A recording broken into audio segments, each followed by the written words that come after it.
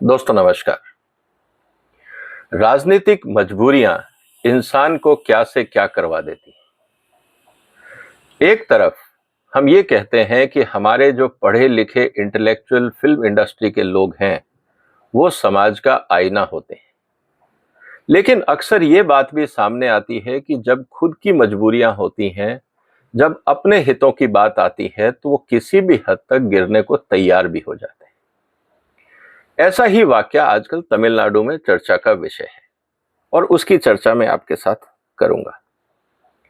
कमल हसन साहब का नाम आपने सुना होगा। एक जाने माने फिल्मकार हैं, अभिनेता हैं, अच्छे अभिनेता हैं और बहुत सारे लोग उनको इंटेलेक्चुअल भी बोलते हैं। लेकिन इंटेलेक्चुअलिज्म का दिवालियापन कब निकलता है? जब खुद की मजबूरियां होती हैं और इनडिफेंसिबल क्राइम को आपको बचाना होता है या डिफेंस करना होता है। दोस्तों, अक्सर कोर्ट्स में हमने ये देखा है कि अगर कोई क्रिमिनल क्लाइंट होता है तो वकील पहले पूरी कोशिश करते हैं उसको किसी तरह तथ्यों के आधार पे, एविडेंस के आधार पे बचाने की कोशिश की जाए।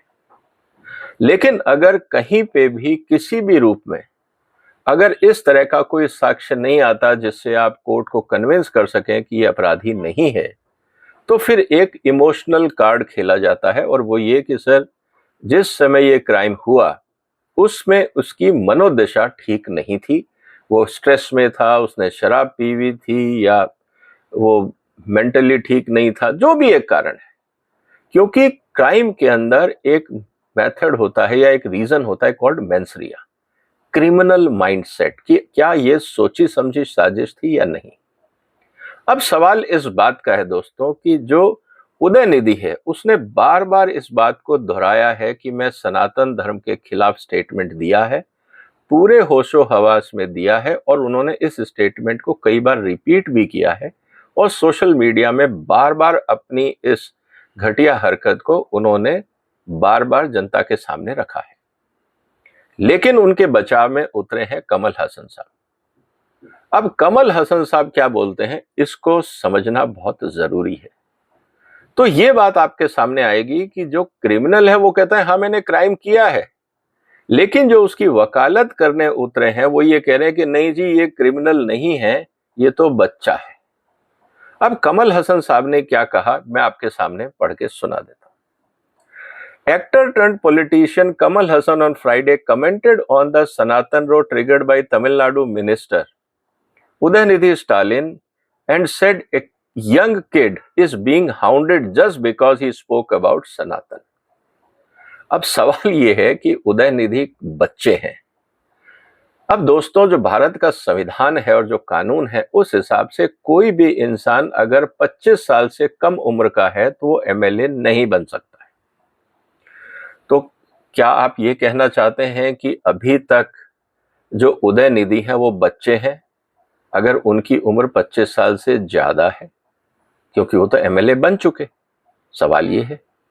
दूसरा सवाल ये है कि उसी कानून में लिखा हुआ है कि person should be of sound mind, मतलब उसका दिमाग खराब नहीं होना चाहिए, उसका दिमाग ठीक होना चाहिए।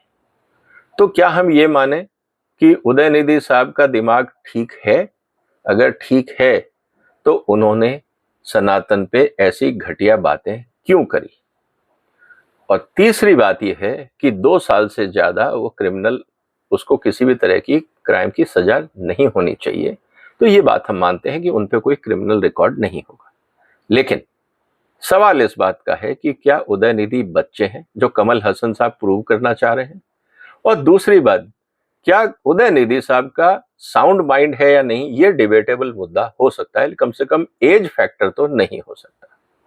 तो कमल हसन साहब ने जो ये स्टेटमेंट दिया कि he is a young kid, तो वो शायद कहीं ना कहीं वो आर्ग्यूमेंट में दम नहीं है। हाँ, अगर ये वो बोल देते कि he is of unsound mind तो शायद लोग उस पर विश्वास कर लेते और उदयनिधि को शायद माफ कर देते या उनके स्टेटमेंट को इग्नोर कर देते। लेकिन ऐसा नहीं कहा गया। दूसरी बात, एक और इंपॉर्टेंट चीज है, इससे पता लगता है कि जो तमिलनाडु के इंटेलेक्चुअल्स हैं, खासकर जो पॉलिटिशियन हैं डीएमके और उनके साथी लोग, उनका मानसिक स्तर और उनकी जनरल नॉलेज कितनी है, ये मैं अगले स्टेटमेंट आपको पढ़ के बताता हूं। Everyone got to know the word Sanatan because of Periyar. अब आप ये बात समझ लीजिए दोस्तों कि तमिलनाडु में सनातन की परिभाषा वही है जो पेरियार ने समझाई। अब पेरियार साहब कौन है? आप इंटरनेट पे चले जाइए और आपको पता लग जाएगा कि वो एक पॉलिटिशियन थे और उन्होंने डिवाइड एंड रूल की पॉलिसी अपना के अपनी राजनीतिक जमीन तैयार करी। पहले वो कांग्रेस में थे, जब वहां दाल नहीं गली, उन्होंने फिर हर चीज को नकारने की कोशिश करी। उन्होंने कहा no Congress, no Gandhi, no Brahminism, no Hinduism. उन्होंने सबको नकारा ताकि वो अपनी एक जमीन तैयार कर सके। और उन्होंने जमीन इसलिए तैयार करी तमिलनाडु में क्योंकि आपको पता है कि हिंदुस्तान के सबसे ज्यादा सबसे बड़े मंदिर तमिलनाडु में, वहां पे हिंदुइज्म का बहुत बोलबाला है। और जब हिंदुइज्म के अंदर भी कहीं ना कहीं कुछ कुरीतियां वक्त के साथ आ गई थी, हम इसमें डिनाई नहीं करते हैं, और वहां जो लोकल लोग थे, जो वेस्टेड इंटरेस्ट थे मंदिरों के आसपास, उन्होंने मंदिरों पे शायद अपना आधिपत्य जमाने की कोशिश की। आम आदमियों को कहीं ना कहीं एंट्री रोकी या पूजा पाठ में किसी तरह का भेदभाव किया होगा, जो गलत था। सनातन में ऐसा कहीं नहीं लिखा गया है। लेकिन उस बात को पेरियार साहब ने इसलिए उठाया कि देखिए, जो सनातन है वो ब्राह्मणों के लिए है और हम ब्राह्मणों के खिलाफ हैं, इसलिए हम अपनी द्रविडियन मूवमेंट अलग से बनाएंगे। और ये लोग आर्यन हैं। आज तक ये कोई नहीं बताया पाया कि आर्यन थ्योरी जो बताई जा रही है, इसका कोई आधार भी है या नहीं। ये आर्यन थ्योरी अपने आप में एक फ्रॉड है। कोई इसका सब्सटेंशियल एविडेंस कहीं पे भी हिस्ट्री में नहीं है। लेकिन इग्नोरेंस की पराकाष्ठा ये है, अज्ञानता इस रूप से हावी है कि आज तक जो लेफ्टिस्ट और जो कम्युनिस्ट हिस्टोरियन थे, उन्होंने एक गलत फहमी हिंदू समाज में और भारत में डाल दी कि साहब भारत में जो ज्ञान आया है वो आर्यन के इन्वेजन के बाद आया, जबकि आर्यन इन्वेजन नाम की कोई चीज है ही नहीं। कहीं नहीं है पूरी दुनिया में कि आर्यन कहां थे, कौन थे, कहां से आए। ये एक हिस्टोरिकल फ्रॉड एक नीति के तहत, एक षड्यंत्र के तहत भारत के ऊपर थोपा गया। और ये उन हिस्टोरियन ने लिखा जो या तो कांग्रेस द्वारा पोषित थे या अंग्रेजों द्वारा पोषित थे, क्योंकि उनकी ये इच्छा नहीं थी कि हिंदू समाज और सनातन समाज की जो हिस्टोरिकल ग्लोरी है उसको बढ़ाया जाए। क्योंकि अगर आप किसी समाज को उसकी ताकत बताते हैं तो उसमें कॉन्फिडेंस आता है। जब वो कॉन्फिडेंस आता है तो वो और आगे बढ़ता है।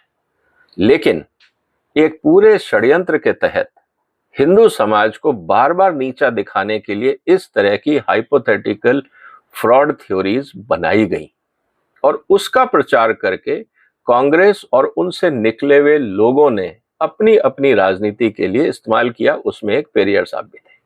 इसलिए उन्होंने गांधी को भी नहीं माना, कांग्रेस को भी नहीं माना, सनातन को भी नहीं माना और सनातन को ब्राह्मणवाद से जोड़ के ये कहा कि नहीं, हम अपनी राजनीति अलग ढंग से करेंगे। तो अपनी राजनीतिक रोटियां सेकने के लिए उन्होंने द्रविड़ मूवमेंट का एक, जिसे कहते हैं, प्रचार किया और उसका राजनीतिक फायदा उनको मिला और उनकी आने वाली जनरेशन जो आज तक है डीएमके, उनको मिल रहा है। अनफॉर्चुनेटली ये है कि कोई भी, इवन कमल हसन जैसे पढ़े लिखे लोग भी अगर ये बोलते हैं कि हमने सनातन को सिर्फ पेरियार से सुना है, तो इसका मतलब ये है कि ये so called intellectual actors and directors and politicians, इनको ना तो हिस्ट्री की समझ है, ना ये हिस्ट्री जानना चाहते हैं, ना सनातन के बारे में कभी पढ़ा है। क्योंकि इनकी राजनीतिक मजबूरी ये है कि ये पेरियार को क्रिटिसाइज नहीं कर पाएंगे, क्योंकि इनकी राजनीतिक रोटियां उसी डीएमके मूवमेंट के साथ ही जुड़ी हुई हैं। तो ये बात हमें समझनी होगी। अब उसके अलावा जो इंपॉर्टेंट चीज है जिसके बारे में हमें समझना चाहिए, और वो ये है कि अगर आज आप, उनका ये कहना है कि if you disagree with the point of Udhayanidhi, तो आप उनके साथ डिस्कस करिए instead of resorting to threat और लीगल थ्रेट्स और distorting his words to evoke emotional response for political gains. अब देखिए कौन क्या बोल रहा है। आपने सनातन धर्म को बदनाम किया अपने पॉलिटिकल गेन के लिए। जब आपको क्वेश्चन किया गया तो अब आप ये कहते हैं कि नहीं सर, आप पॉलिटिकल गेन के लिए आप जो स्टालिन साहब के बेटे हैं उनको क्रिटिसाइज कर रहे हैं। ये है कमल हसन साहब की समझ। अब दोस्तों, अगर यही नीति है और यही यंग किड लोग अगर तमिलनाडु की राजनीति चलाएंगे और कमल हसन जैसे पढ़े लिखे लोग अगर उसका समर्थन करेंगे, तो आप समझ लीजिए कि राजनीति किस हद तक गिर चुकी है। और ऐसे लोग जो समाज में एक रोल मॉडल बन सकते थे, अपनी राजनीतिक मजबूरियों के लिए किस हद तक अपने पॉलिटिकल मास्टर्स के आगे झुक जाएंगे या गिर जाएंगे, इसका एक उदाहरण है कमल हसन। अब बात सही है कि अब शायद उनकी मूवीज उतनी नहीं आ रही होंगी, उनके पास टाइम फालतू है, ब्रांड है, तो उसका वो राजनीतिक फायदा अपने आखिरी दिनों में उठाना चाहते हैं, कोई बुराई नहीं है। लेकिन कम से कम अपनी अज्ञानता का प्रदर्शन तो ना करें, क्योंकि इससे आपकी अपनी इमेज खराब होती है और यही बात समझने की है। तो दोस्तों, जब एक पढ़े लिखे इंसान को, एजुकेटेड इंसान को, वो कॉन्वेंट पढ़े हुए हैं, उदयनिधि जो है वो कॉन्वेंट पढ़े हुए हैं, उनको अंग्रेजी पढ़ने भी आती है, इंटरनेट पे सनातन के बारे में सारा लिटरेचर मिल जाएगा। क्या इन लोगों को इतनी हिम्मत नहीं है कि वो नेट पे जाके एक बार सनातन की किताबें पढ़ लें, सनातन के सही इतिहास को जानने का प्रयास करें? अगर पेरियार साहब ने उनको गलत बातें बता दी तो क्या ये क्वेश्चन नहीं होना चाहिए कि पेरियार साहब की राजनीतिक मजबूरियां क्या थी? क्या वो रोल मॉडल थे या होने चाहिए? यह आपको डिसाइड करना है। मैं तो आपसे ये कहूंगा कि आप इंटरनेट पे जाइए और देखिए पेरियार साहब ने अपनी जिंदगी में क्या क्या किया और कितनों को आप सही मानते हैं। हाँ, हर इंसान किसी ना किसी के लिए आदरणीय हो सकता है। डीएमके के लिए पेरियार साहब आदरणीय हैं, लेकिन अगर आप उसका ऑब्जेक्टिव एनालिसिस करते हैं, इमोशनल आर्ग्यूमेंट्स को साइड में रख दीजिए, पेरियार साहब के किए गए कामों को अगर आप समाज की दृष्टि से ऑब्जेक्टिव वे में विद एविडेंस असेसमेंट करते हैं, तो वो एक पॉलिटिशियन से ज्यादा कुछ नहीं है। आइडियोलॉजी हर तरह की होती है। हिटलर भी आइडियोलॉजी में था, हिटलर को भी लोग पूछते थे। पेरियार की भी आइडियोलॉजी है, उनको भी लोग पूछते हैं। हर तरह की है। भिंडरावाले की भी आइडियोलॉजी थी, लोग उनके साथ भी जुड़े हैं। सद्दाम हुसैन की भी आइडियोलॉजी थी, लोग उनके साथ भी जुड़े थे। इसी तरह से ओसामा बिन लादेन की भी अपनी आइडियोलॉजी थी, उसके साथ भी लोग जुड़े थे। आईएसआईएस की आइडियोलॉजी है, लोग उनके साथ भी जुड़े। बुद्ध की भी आइडियोलॉजी थी, लोग उनके साथ भी जुड़े। महावीर की भी आइडियोलॉजी थी, लोग उनके साथ भी जुड़े। लेकिन बात यह नहीं है, बात यह है कि क्या जो आइडियोलॉजीज दी जा रही हैं, क्या वो फैक्चुअल है? क्या उसका इतिहास है? क्या उस आइडियोलॉजी को जस्टिफाई करने के लिए हमारे पास हिस्टोरिकल एविडेंसेस हैं? या एक आदमी ने अपने राजनीतिक स्वार्थ के लिए, अपना जो भी स्वार्थ है उसके लिए उसने एक भ्रांति फैलाई, लोगों के इमोशंस को एनकैश किया ताकि उससे उसको उसका राजनीतिक फायदा मिल सके। ये बात हमें समझनी होगी। तो पेरियार साहब के बारे में आप इतिहास जरूर पढ़ें, बहुत कुछ सीखने और देखने को मिलेगा कि तमिलनाडु की राजनीति ऐसी क्यों है। आपको बहुत कुछ देखेगा।